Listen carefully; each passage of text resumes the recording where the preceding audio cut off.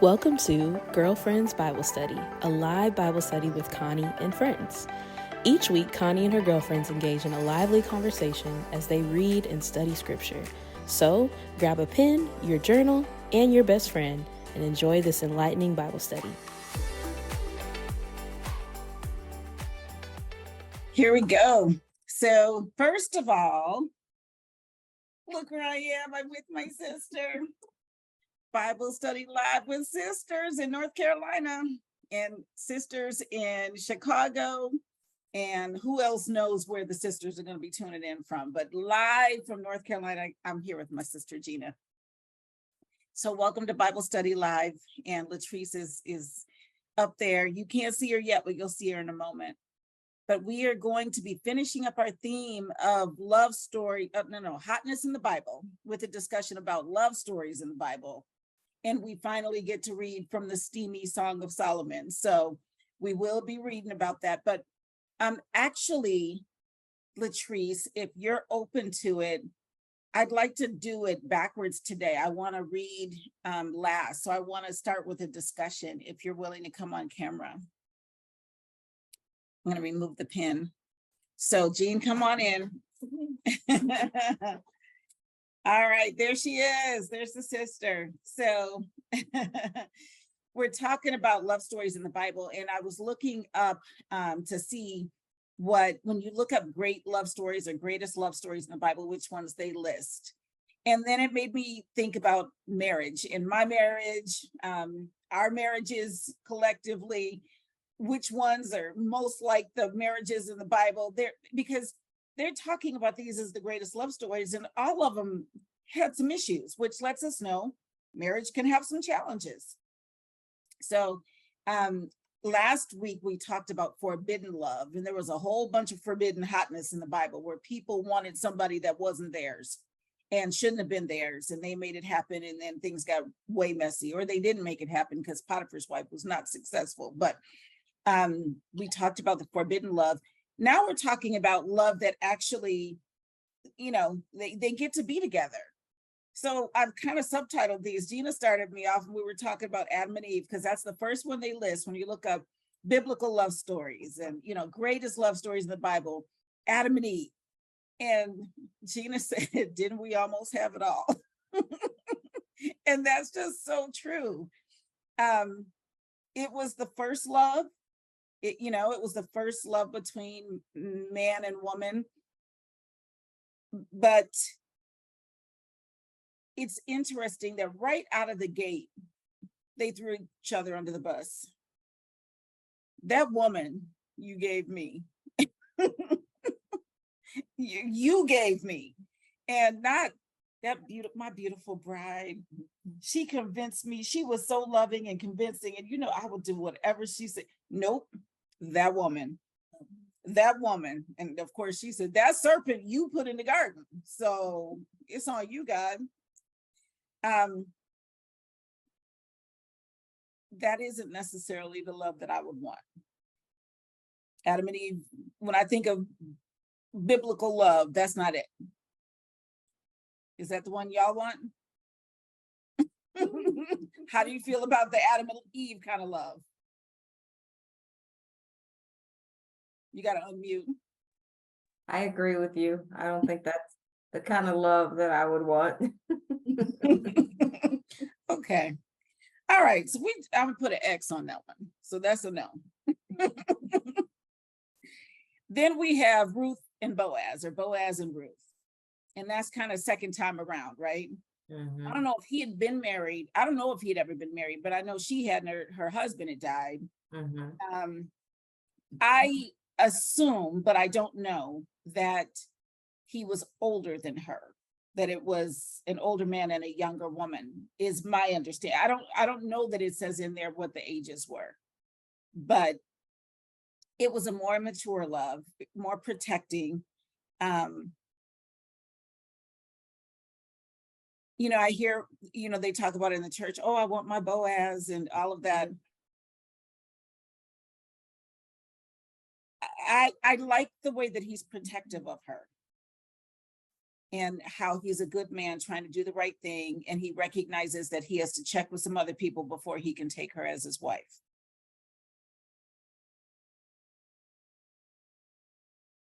It doesn't make my soul sing though. Like with other people who talk about, oh, my Boaz, my Boaz. I'm like, I don't want Boaz.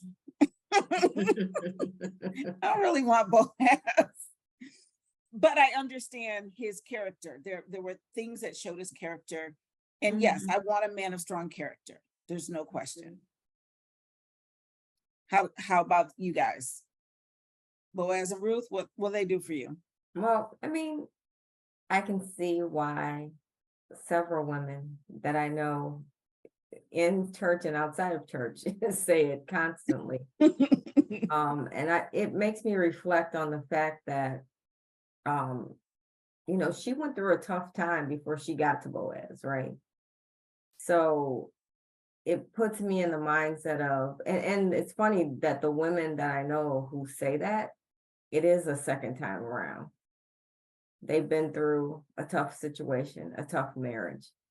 And I think that they're looking for that protection.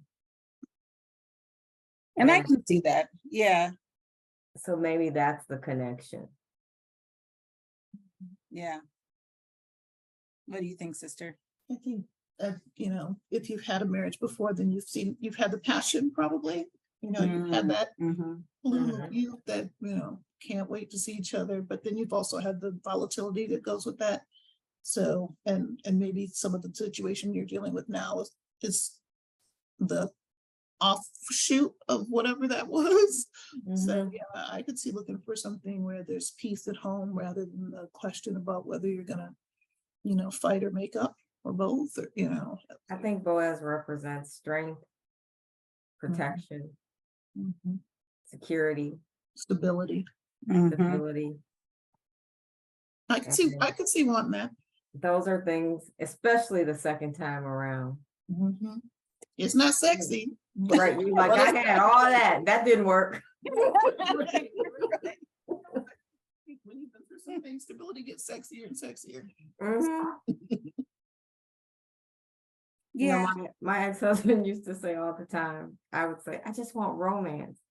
And he would say, romance is when you turn on a light and the light comes on because I paid the bill.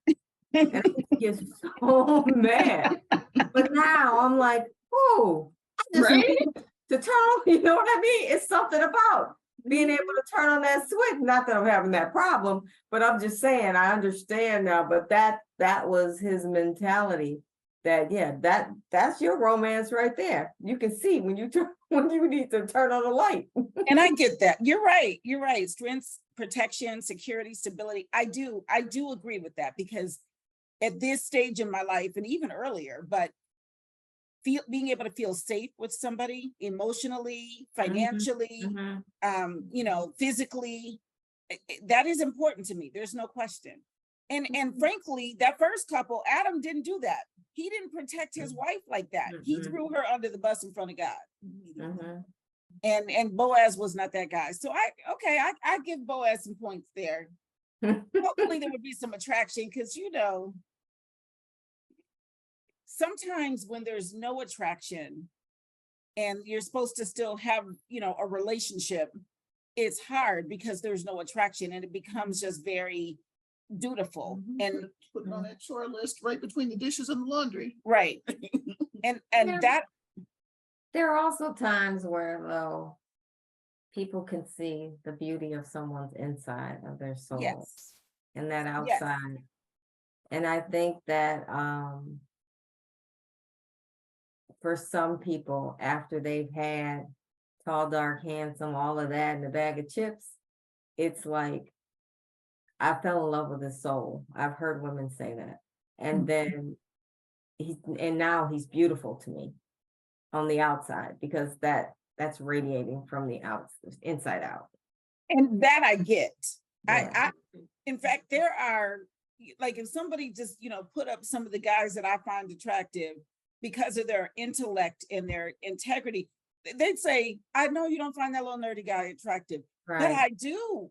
Yes, to Do you. it's inside shining through, like you said. So Mhm. yeah, I don't mean that he has to be beautiful looking. I meant exactly what you're talking about. Yeah. Something about him has to be attractive, other than the fact that he checks the strength and Yeah. security and protection Yeah, box. exactly. Yeah. Exactly. Totally. Exactly. I'm not attracted to my dad. So you Right. I want somebody where there's some additional attraction. All right. The next couple they listed was Abraham and Sarah, which, as we know, also had the original baby mama drama, because she offered up her handmaiden Hagar, and he just willingly, Like bonus. right? Like, okay. I mean, if that's what you want, sure. That and the sister thing, right?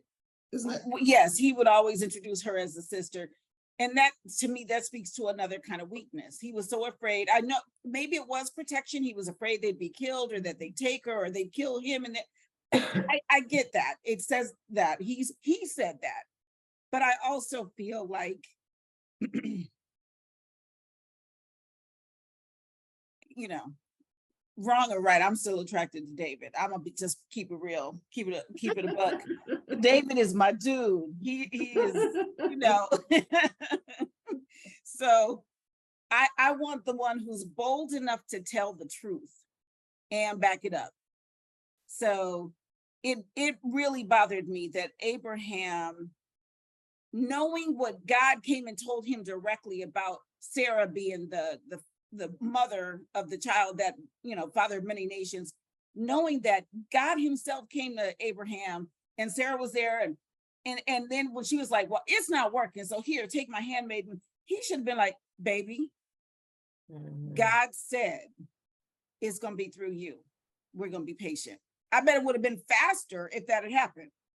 But because he was busy with Hagar, you know, he was probably neglecting his marital duties with Sarah. It's at least at certain times. Anyway, I don't want Abraham. That marriage is not one that, you know, he what it reminds me of is, and I'm not going to say emasculated, but she was running him. She said, you go sleep with Hagar. Then when she had Hagar had the child, she was like, put that woman and her child out of my house. And okay, he felt bad. He didn't want to have to do it, but he did it. And she was running him. I don't want a man that I have to run. I don't want to do that. That's not sexy.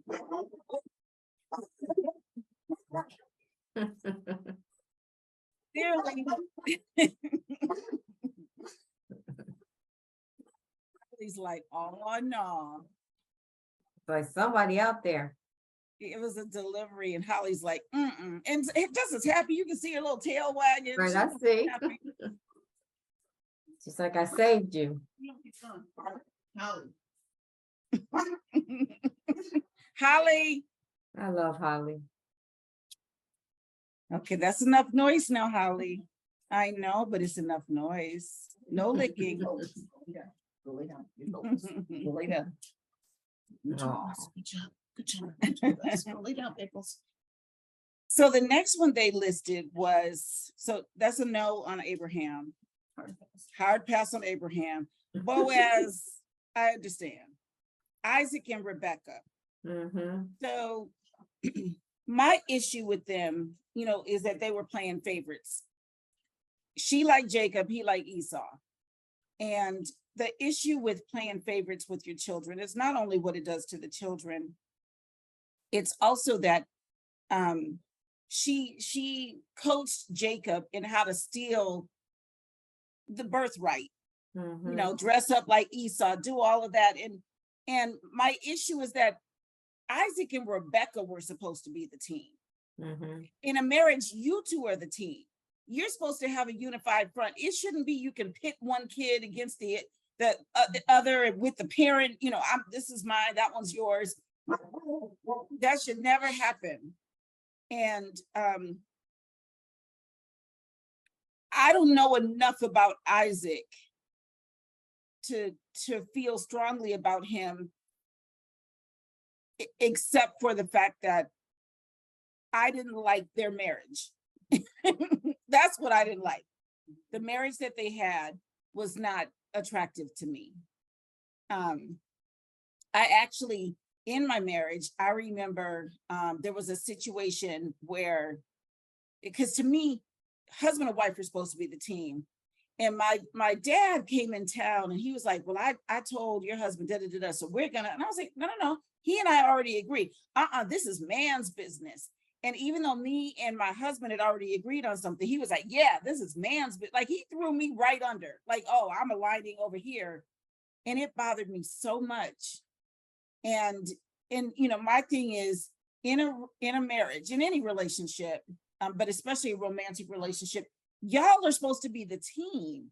And that should never happen where you're playing one against the other, using the kids to, go fool your daddy. Like all of that, that's just messy.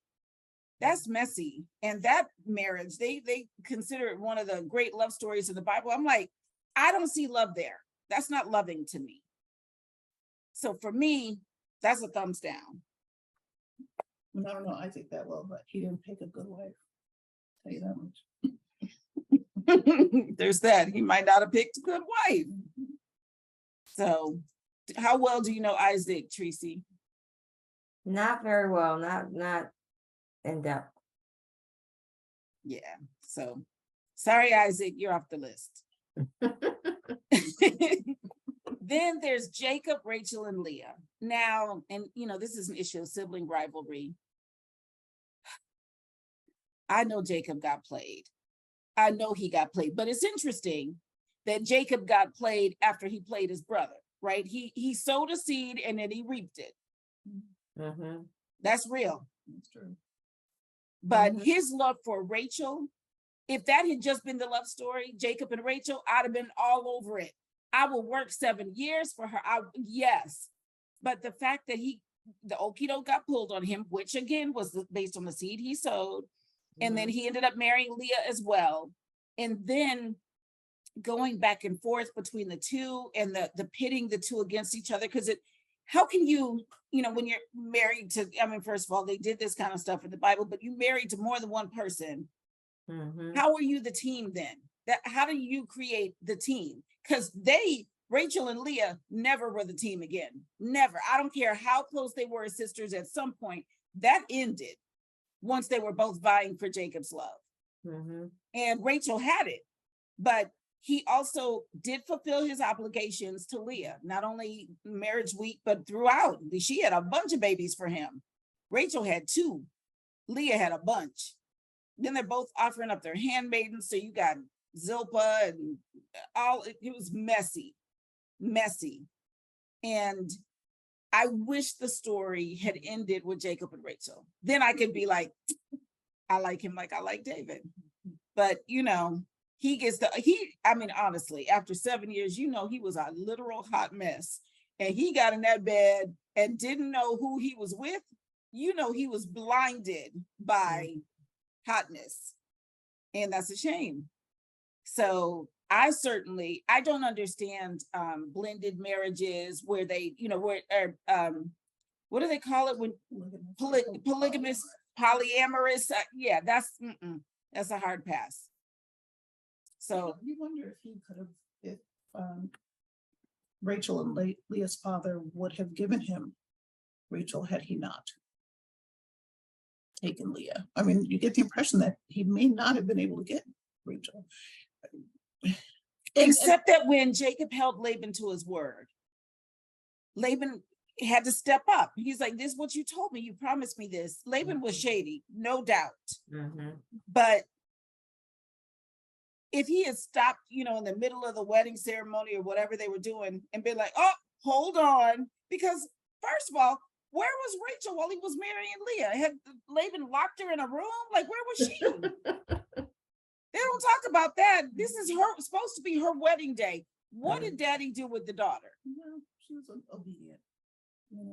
She must have been. She was what? Obedient. Oh. Dad probably told her, you'll get him. You got to go do this over here. I wish somebody would. For real. That would be so awful. But yeah, on paper, the love story, if you could just cut out the little love story. He worked 7 years for her. Yeah. And that's how most people talk about it. They just talk about that how much he loved her, and that he got to marry her 7 years and a week later, and then worked an additional 7 years because he had said he would. So basically he worked 14 years, 7 and a week before he got to marry her, but 14 to, I still feel like when people talk about it as, oh, the Jacob and Leah love story, I feel like, y'all, come on now. That's not the whole story. He was also married to her sister, and he had babies with her handmaiden. So, yeah. But the shame of it is that he really did reap what he sowed. He put a fast one on his daddy and got his brother's blessing. And then daddy pulled a fast one on him, and the sister got her sister's blessing. I mean, really, that reap what you sow thing is really serious. Mm-hmm. So the next one is Samson and Delilah. They included this one. And, I think of Donna Summer's song, Bad Girl. Right. Hey, beep, beep. I'm like, no, we can ask that one right away. Right. Right. It's off the list. We don't want that relationship, but also Samson was like a tough dude. He was doing the thing, but he was so weak-minded. He could fall for the okie doke so fast, because it wasn't just with Delilah. Mm-hmm. It was with the wife too, before mm-hmm. Delilah. Yeah, you don't want a man that you can tell that the sky is green and he'll be like, okay. Right. Right. No, it's purple. Mm-hmm. Oh, wow, is it? Seriously. Right. No, it's not. You're not going to get me again. It really is purple. That's who he was. He was right. football. He was Charlie Brown with the football. Right. Not as pitiful in all the other areas, but that football, it was his Achilles heel mm-hmm. every time. Right. And then they also listed Joseph and Mary because he still married her. But mm-hmm. I will say this. He did still marry her. The angel said, don't put her away and divorce her. She really is pregnant with the Lord. But we don't really hear a lot about their love story. We know they stayed married. We know they had more children. But other than the fact that he said, okay, I'll marry her and stay married to her. I don't know enough about Joseph other than that. Other than Joseph was obedient. He was obedient. That's a great characteristic. It is. Yeah, obedient to God. He was obedient to the Lord. Right. And he must have been a pretty good dad. Yeah. Yeah.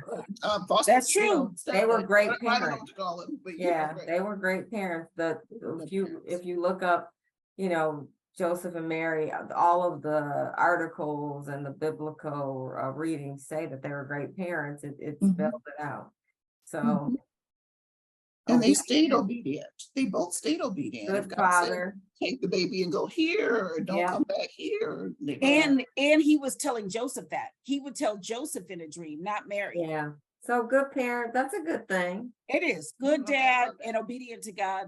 Mm. That's good. Right. That's all good. Yeah, okay. All right. I'll put him back on the list. 2 points. He gets a couple of points. He gets a couple of points.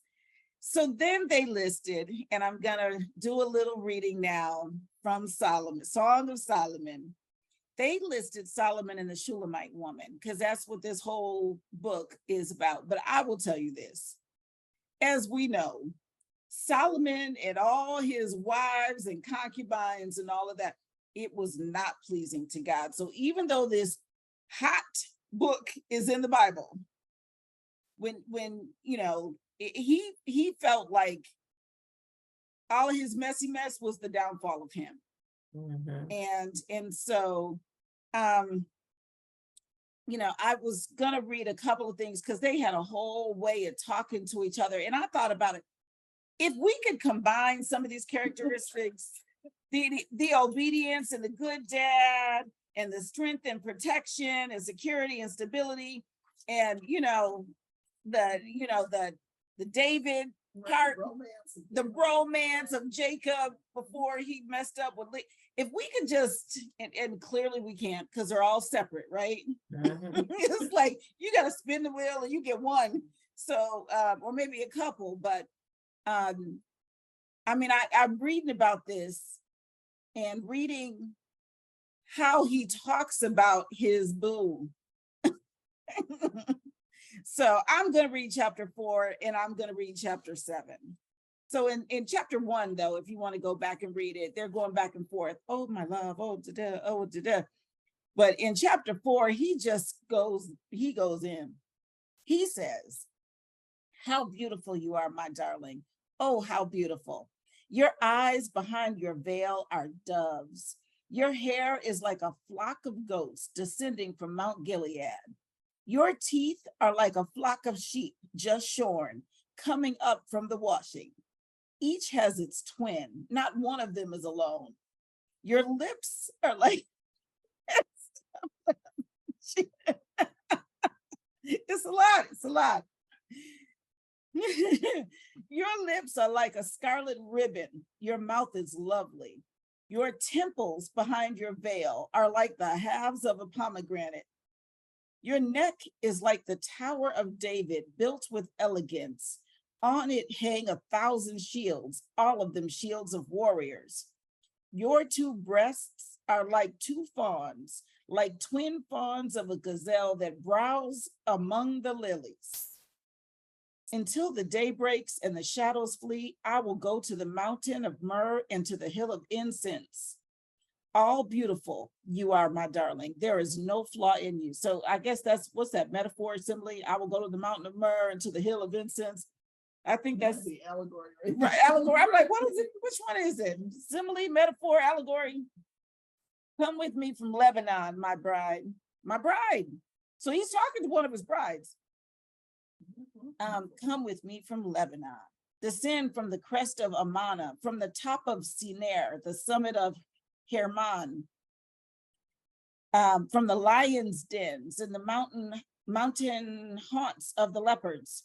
You have stolen my heart, my sister, my bride. You have stolen my heart with one glance of your eyes, with one jewel of your necklace. How delightful is your love, my sister, my bride. How much more pleasing is your love than wine, and the fragrance of your perfume than any spice. Your lips drop sweetness as the honeycomb, my bride. Milk and honey are under your tongue.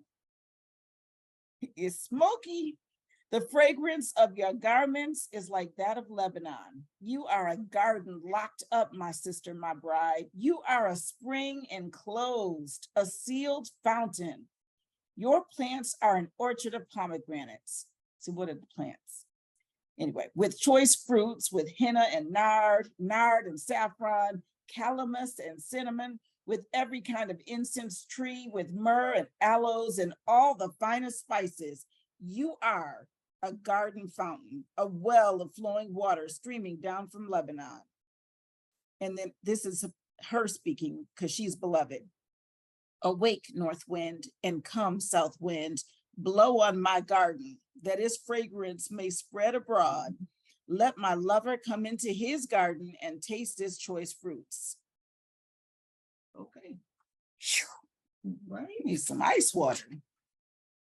And then the last chapter I want to read from here is chapter 7, where they're again talking to each other. So first he says, how beautiful your sandaled feet, O princess daughter.